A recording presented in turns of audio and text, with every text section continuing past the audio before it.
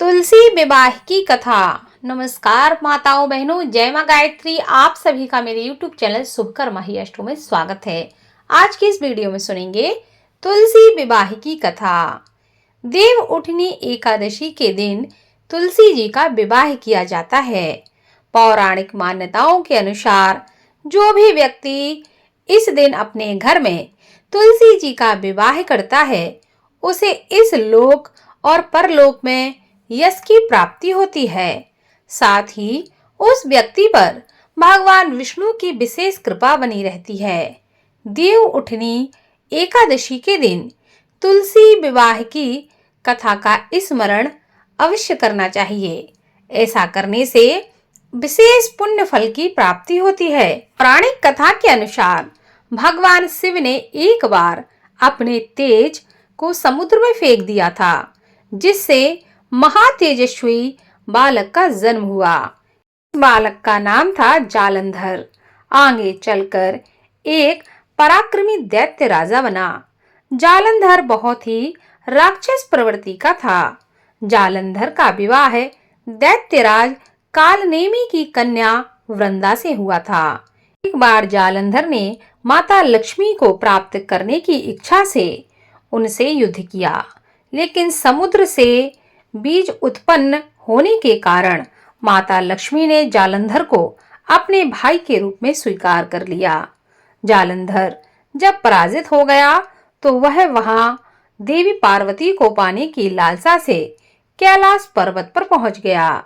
इसके बाद जालंधर भगवान शिव का रूप धारण करके माता पार्वती के पास पहुंचता है, लेकिन माता पार्वती ने अपने योग बल से उसे तुरंत ही पहचान लिया और माता पार्वती वहां से तुरंत ही अंतर ध्यान हो गईं। वहां जालंधर भगवान शिव के साथ ही युद्ध करने लगा। देवी पार्वती ने सारा वृतांत भगवान विष्णु को सुनाया। जालंधर की पत्नी वृंदा अत्यंत ही पतिव्रता स्त्री थी।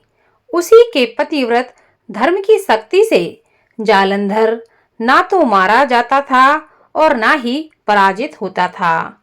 इसलिए जालंधर का नाश करने के लिए वृंदा के पतिव्रत धर्म को भंग करना बहुत ही आवश्यक हो गया था, क्योंकि जब तक ऐसा नहीं होता तब तक जालंधर की मृत्यु संभव नहीं थी।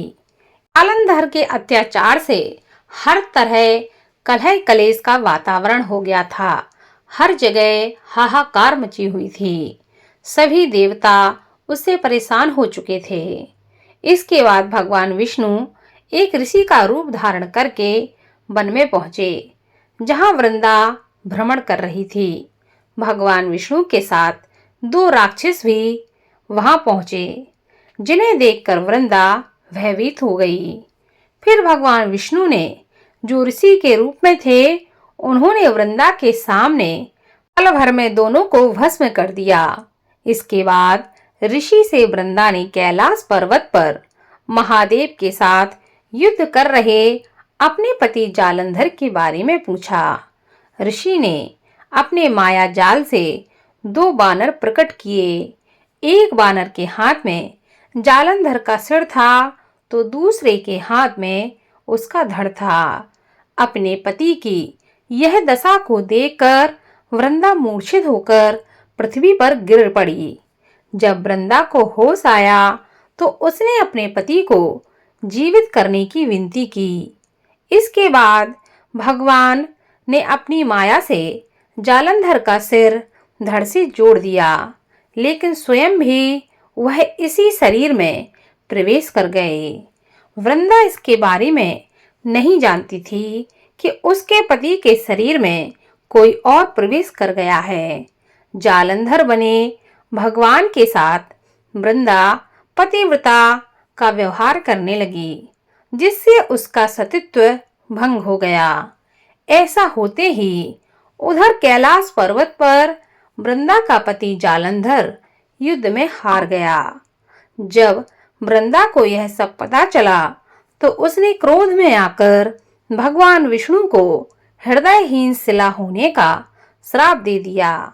अपने भक्त के श्राप को भगवान विष्णु ने स्वीकार किया और सालिग्राम पत्थर बन गए।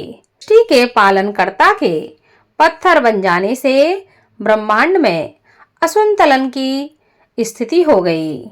यह देखकर सभी देवी देवताओं ने वृंदा से प्रार्थना की कि वह भगवान विष्णु को श्राप से मुक्त कर दें।